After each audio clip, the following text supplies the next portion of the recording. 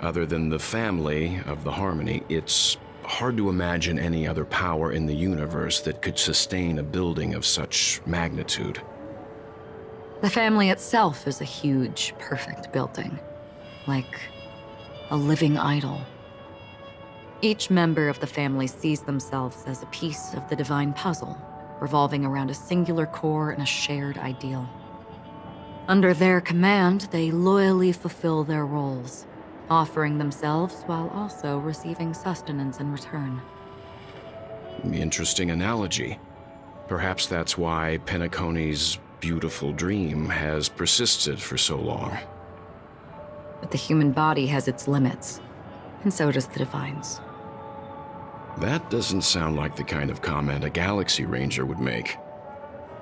Just pointing out the facts. Mr. Yang will definitely have a better sense of what's going on than I do.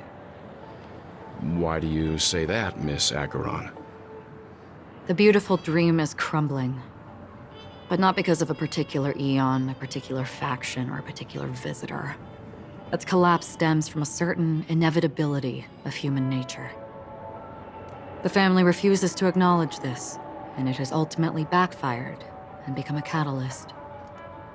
As people immerse their souls in the dreamscape, where consequences and pain cease to exist, and only ease and pleasure prevail, they draw closer and closer to necrosis.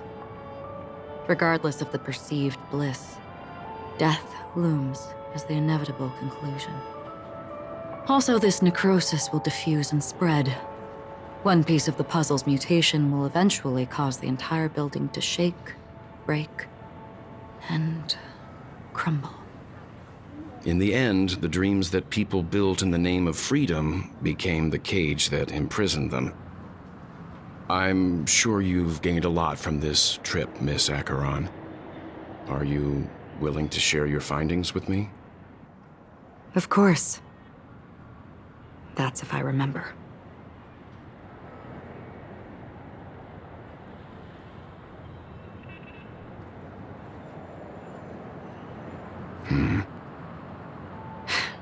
Don't mind me, it's just a habit. Owing to events in the past, I've become easily forgetful. It's only when this sword is unsheathed that those hazy memories start to become clearer. Take your time. That should do it. I vividly remember everything that occurred on Penacony. Ask away.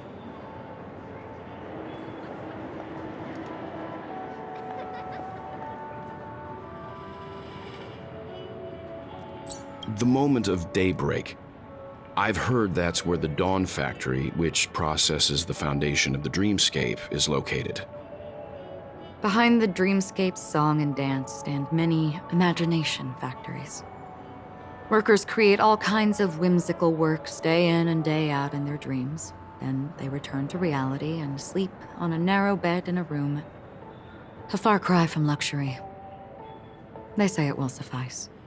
Experiencing the bizarre and motley dreamscape is the best reward. There I encountered a young woman who had just come of age, the perfect time to indulge in beautiful dreams. Her greatest wish was to one day move to the golden hour and see the magnificent garments she had woven with her own hands. For certain reasons, her wish was difficult to fulfill.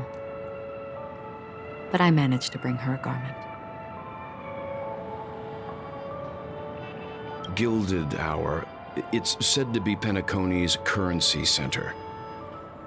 Yes. It is a fortress-like financial city, the economic heart of the dreamscape. The Pepeshi people of the Alfalfa family are there to keep it running, sending blood that is made from money everywhere on Penacony. Everyone there is exquisitely dressed and always in a hurry. The greatest wish of the local Pepeshi people is for their future generations to work in the Gilded Hour. I've never met anyone who is willing to talk. I could only stand at the crossroads, watching crowds of people hurrying like the wind through the jungle of steel, only to deposit the alfalfa credits that they'd earned into the bank's vault. I don't know if they would open the vault door, but before I left, I witnessed a well-dressed Pepeshi person plummet from the sky, while those around him continued on their way, unfazed.